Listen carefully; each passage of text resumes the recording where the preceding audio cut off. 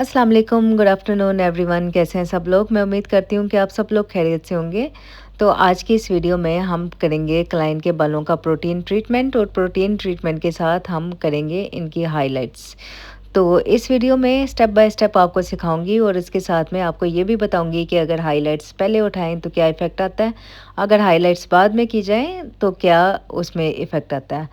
दोनों तरीक़ों से हाइलाइट्स उठाई जा सकती है। वैसे ज़्यादा रिकमेंड ये करते हैं कि आप दोनों काम एक साथ ना करें। एक साथ क्यों ना काम करें आपको ये भी बताती हूँ, क्योंकि ये छोटी-छोटी टिप्स होती हैं जो कि सैलून में हेयर ड्रेसर्स के बहुत काम आती हैं और होपफुली ये आप लोगों के भी काम आएगी। क्योंकि ये टिप्स सीखने में इंसान को बहुत ज़्यादा अरसा लग जाता है, लेकिन क्योंकि अभी हम लोगों को पता है इसलिए आप लोगों के साथ शेयर करते हैं ताकि आप लोगों के साथ शुरू से ही आसानी हो। तो क्लाइंट के बालों को क्लैरिफाइंग शैम्पू से धोया जा रहा है। देखें, क्लैरिफाइंग शैम्पू से जब आप लोग बालों को धो रहे होते हैं ना, आप कोशिश किया करें कि बालों को डबल वॉश करें, क्योंकि ये जितने बाल यहाँ पे साफ़ होते हैं ना, वो उसका रिज़ल्ट ही आपकी प्रोटीन या केराटिन का रिज़ल्ट पे वो सीधा डिपेंड करते हैं। अगर बालों को अच्छे से वॉश नहीं करेंगे तो रिज़ल्ट अच्छा नहीं आएगा। वॉश करने के बाद क्लाइंट के बालों को ड्राई करेंगे और ड्राई करने के बाद क्लाइंट के बालों पे शुरू करेंगे प्रोटीन की एप्लीकेशन। तो अगर आप लोगों ने प्रोटीन या केराटिन सीखनी है या हाइलाइट सीखनी है तो आप यूट्यूब चैनल पे जाके आप मेरी प्रीवियस वीडियोस देख सकते हैं, जिसके अंदर मैंने डिटेल से हर एक चीज़ एक-एक करके आपको बताई हुई है। वो 30-30 मिनट्स की वीडियोस हैं।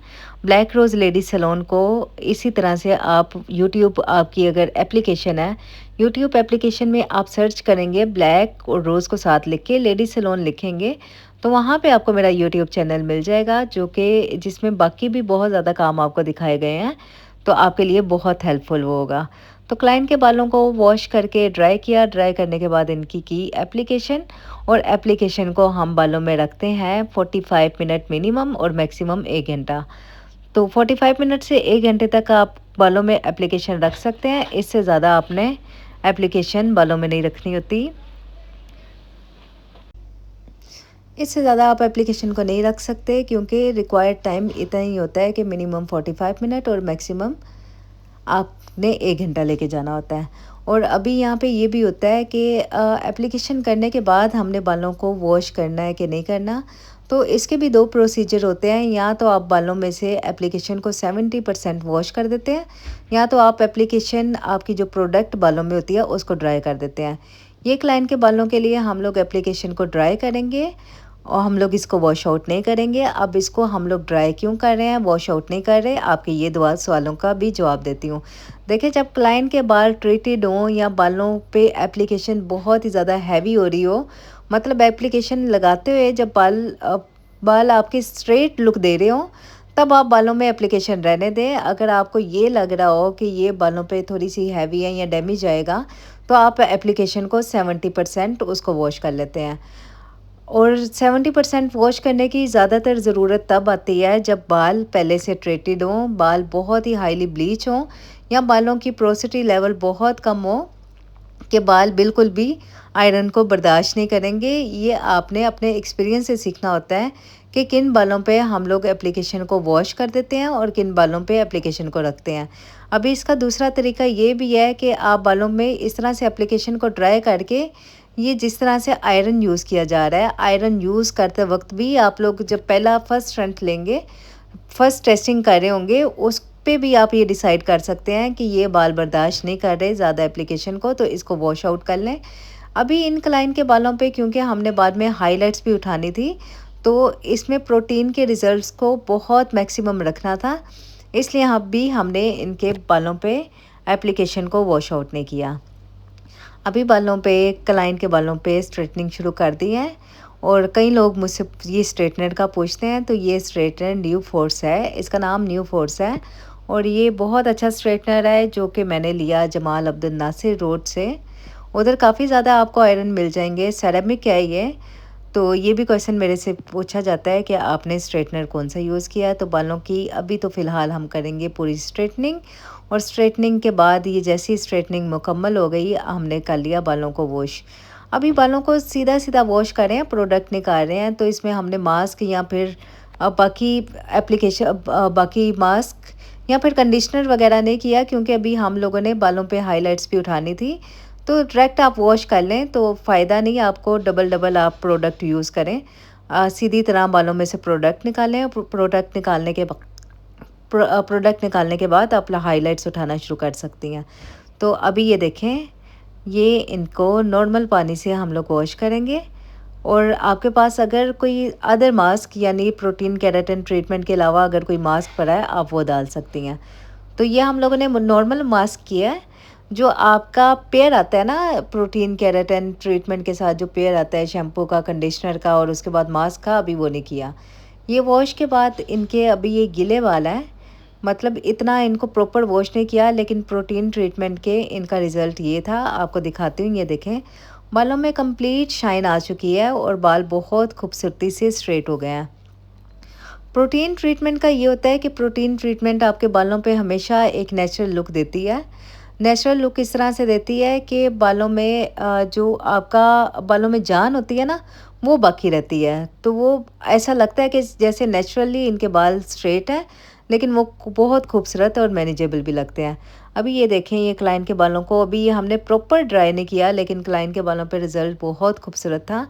और इसके बाद क्लाइंट के बालों पे उठाना शुरू कर दी हाइलाइट्स।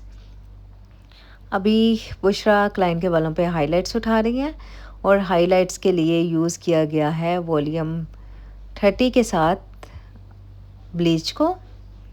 और हाँ, यहाँ पे भी अब मुझे याद आया, यहाँ पे भी आपको बहुत ही ज़्यादा ज़रूरी एक बात मैंने बतानी थी कि यहाँ पे हम लोगों ने इतना कॉन्फिडेंट होके हाइलाइट किस तरह से उठा ली, क्योंकि ये मैंने आपको बात बता दी है कि बालों में अगर हाइलाइट्स बाद में उठाएं तो जो हाइलाइटेड बाल होते हैं ना, उसमें और आपके प्रोटीन किए बालों में फ़र्क आता है।